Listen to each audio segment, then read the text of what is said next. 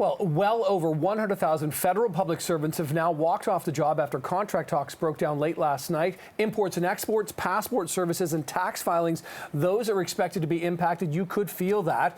The key issues at the bargaining table have included wage increases and work from home options. On CP24, Steve Ryan is at the federal building near Yonge and Shepherd this morning with more on what's happening there. Steve, it certainly got busy in the last half hour or so. It sure has, and we're fortunate to be joined by Craig Reynolds, who is the Executive Vice President of the Public Service Alliance of Canada. Sir, thank you for your time. As soon as this news broke this morning when we reported it, people were lighting up my social media asking if I'm about to get my passport, how is that going to affect me? Or if I'm waiting for my tax return, how is that going to affect me? Can you speak to those two things first? So at this point, we're looking at a total halt to tax season. In terms of passport applications will be impacted. Immigration applications will be impacted. There will be slower, longer wait times at the borders, at the airports because of our administration staff. And a lot of people put RSP money away in anticipation of getting their tax return back, and they rely on that money. If I'm one of those people, am I going to get that money, or is that going to be held up until this strike is dealt with? We will be withdrawing our services until we get a fair contract to all our members. And that goes with immigration applications and everything else when it comes with federal documents? Yes, that's correct. Now, one of your asks, I understand, is 4.5% annually over 3 years. How do you justify that? Well, with the rate of inflation at this point, we've seen inflation rate go up to as high as 8.2% over the last year. A 4.5% increase is not that significant. And another one of your asks is a stay-at-home clause be written in the collective agreement. And a lot of people would like to have that don't have that luxury. How do you justify that sort of ask? Well, we have proven over the pandemic, over the last few years, that we can work from home. We can work remotely.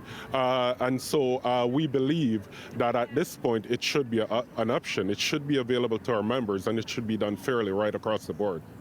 Are you concerned at all? I know you're looking out for your 155,000 members across the country.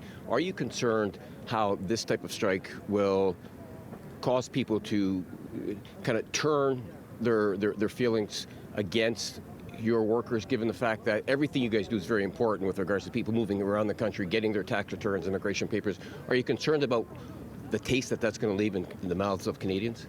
Not at all. We're doing this for the greater good of everyone. The government of Canada is one of the largest and most prominent employer in Canada, and they have the ability to set the tone for other employers going forward. If they lowball us and give us an unfair contract, it will impact all Canadians. And how long are you prepared to strike for? We're willing to stay out here until we get a fair deal for all of our members. Now, I understand, and thank you for your time. I understand that the Treasury Board has offered a 3% per year for 3 years. Is that correct? I'm not at the bargaining table, so I can't speak to that right now. But the last I heard is they're offering 1.5% for the first year, which is still fairly low. And my last question for you. So Canadians watching this who may be upset now that their tax returns may be held up, their passport applications may be held up, immigration papers, all those sort of things. What message would you, as the leader of this group, say to Canadians watching this right now? Again, we're doing this for the greater good of everyone. Bear with us, show us solidarity, help us get us a fair wage for everyone. Thank you for doing this. Thank you. I'll send it back to you. All right, that is Steve Ryan live on the picket line at Yonge and George this morning. Thanks so much for that. Well, the federal government, by the way, has issued a statement that reads in part: the government has presented a fair competitive offer to the PSAC and responded to all their demands. This includes a 9% wage increase over 3 years, as well as proposals on other important PSAC priorities.